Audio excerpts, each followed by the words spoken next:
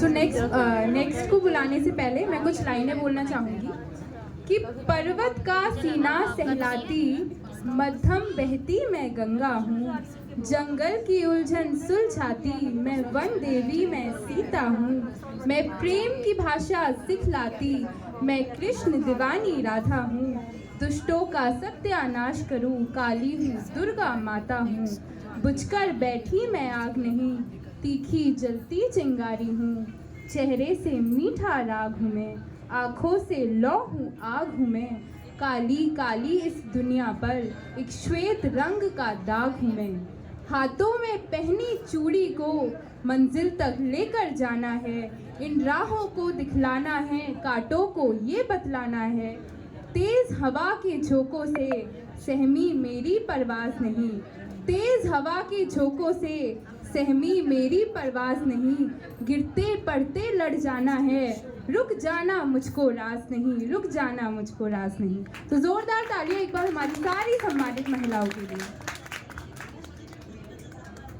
So next, we would like to honor a remarkable woman who has dedicated her life to a noble cause. Her work in the field of social service, especially in helping the elderly, has touched the lives of so many people and brought hope to those who needed it the most. She has been a beacon of compassion, offering her time, care, and energy to uplift the elderly, giving them the love and attention. It is her selfless dedication that inspired all of us to believe in the power of kindness.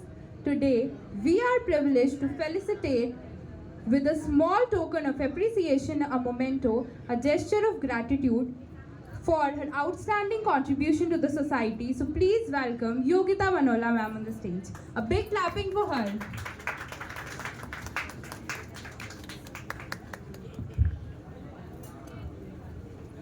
एक बार जोरदार तालियां बजा दीजिए ma'am के लिए। पहले तो मैं आप सभी लोगों को प्रणाम करती हूँ और पंखुड़िया संस्था का मैं हार्दिक अभिनंदन एवं स्वागत करती हूँ। और सबसे बड़ी बात कि मैं रिम्पी भैया का दिल से आभार प्रकट करती हूँ कि उन्होंने कहते हैं ना, महिलाओं को जब तक पाथ नहीं मिलेगा, मार्ग नहीं मिलेगा, तो महिलाएं कहीं ना कहीं घर पे गृहिणी ही बन के रह जाएंगी। और वो जिनके घर पे अगर फैमिली बड़ा है और एक साथ परिवार में रहते हैं, तो कहीं ना कहीं हम लोग एक संग घर में ही रह जाते हैं और घर पे छिपे रह जाते हैं। तो मैं तो सबसे पहले कह रही हूँ कि मैंने 2019 से सामाजिक क्षेत्र में कार्य करना स्टार्ट किया था। मेरा सर्वप्रथम कार्य था वृद्ध सेवा। मैंने 5 साल वृद्ध सेवा किया, जिसमें मैं श्री आनंद आश्रम वृद्ध आश्रम में 5 साल मैंने अपने माँ बाबा लोगों का सेवा किया। वहीं से मैंने देखा कि जो सेवा है, जो भाव है, मैंने वहीं से सीखा। मुझे लगा कि मैंने अंदर अपने मम्मी पापा, अपने सास ससुर, अपने परिवार को साथ ले लेके अगर मैं परिवार के साथ बाहर जा रही हूँ और उनको देख रही हूँ, तो मुझे लगा हाँ, सच में मैं कुछ कर रही हूँ। और सबसे बड़ी बात ये है कि हम लोग, सर ने बोला कि आज विषम परिस्थितियों को देखकर मैं यहाँ पे आई, मुझे लेट भी हुआ।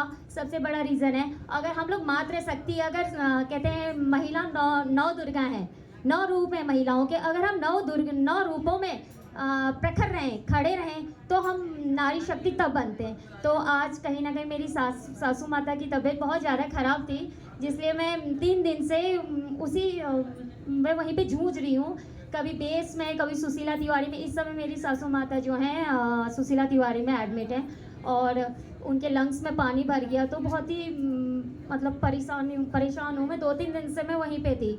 मैं बस इसलिए आई कि हम लोगों को बोला है कि नारी शक्ति, मुझे लगा कि अगर मैं इस रूप को भी कहीं ना कहीं एक्टिव में प्रेजेंट रहूँगी, तो मैं तब मुझे लगेगा कि हाँ, मैं हर कार्य में कर रही हूँ, निपुण हूँ। और रिम्पी भैया ने मैंने जब स्टार्टिंग में वृद्ध सेवा किया था, तो धीरे धीरे वृद्ध सेवा करने के बाद फिर भी हम लोग कहीं ना कहीं वृद्ध सेवा करा, तो जॉब भी किया, एक उसे जॉब ही कहेंगे, वृद्ध सेवा करते थे। पर वृद्ध सेवा में जॉब जब हम कर रहे हैं, तो वृद्ध सेवा भाव है तभी कर रहे हैं, उस जॉब को भी हर कोई नहीं कर सकता, क्योंकि कहीं ना कहीं वृद्धों का सूसू पोटी जो साफ करना है, अगर मन में भाव नहीं है तो हम इस जॉब को नहीं कर सकते। मैंने 5 साल अपने 20-21 माँ बाबा लोगों का तन मन से सेवा किया और उनके लिए हमेशा हर जगह खड़ी रही, जिसका आज मुझे प्रसाद मिला। मेरी सासू माता जब अस्पताल में थी तो मुझे हॉस्पिटल्स में कहीं पे भी भटकना नहीं पड़ा।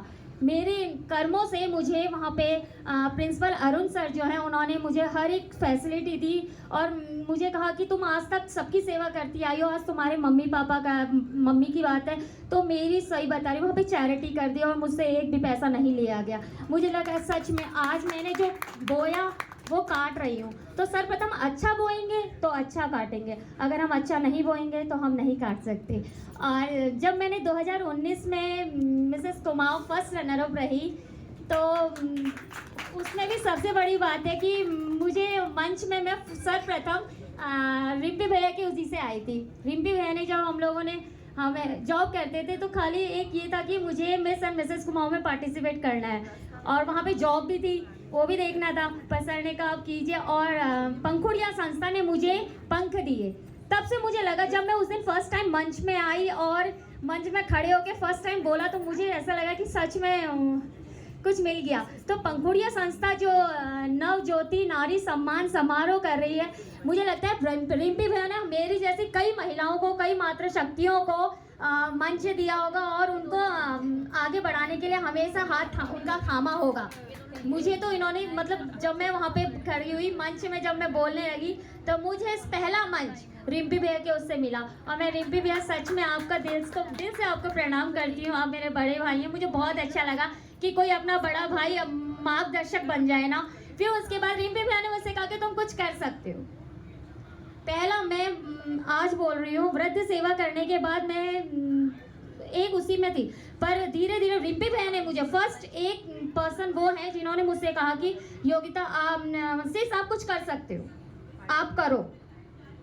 और जब एक हल्का सा शब्द मुझे मिला, मुझे लगा यार किसी ने परखा है इसीलिए ये शब्द मेरे लिए इस्तेमाल हुए हैं। तो रिम्पी भैया ने मुझे कहीं ना कहीं ये जो मैं खड़ी हूँ यहाँ पे रिम्पी भैया की वजह से करी। और मेरा सबसे बड़ा कार्य है कि मुझे लगता है कि हम लोग यहाँ पे मातृशक्ति सम्मान समारोह में आए हैं और हम लोगों को सम्मान मिल रहा है, पर हम लोगों को इसका इस्तेमाल करना है।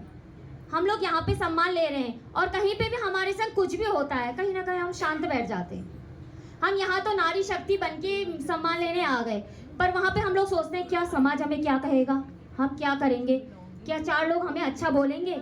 अगर हम लोग अपने लिए स्टैंड हो जाए कि इसने मुझे ऐसा करा या इसने मुझे ऐसा कहा, तो हम लोग चुप रहते हैं कि यार आगे वाला हमें क्या कहेगा, क्या हम मतलब कहीं ना कहीं समाज परिवार सबकी सोच के खुद को दबा लेते हैं और अपना सेल्फ रिस्पेक्ट खोते हैं। तो हमें अपना सेल्फ रिस्पेक्ट नहीं खोना है, अपने लिए खड़ा होना है।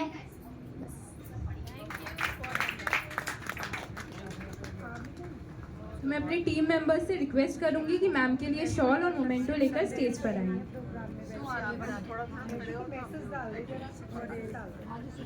हम इस मंच पर आदरणीय मुख्य अतिथि महोदय कर्नल BS रौतेला सर, आदरणीय उषा मुकेश जी प्लीज मंच पर आए। आदरणीय उषा मुकेश जी, शैलेंद्र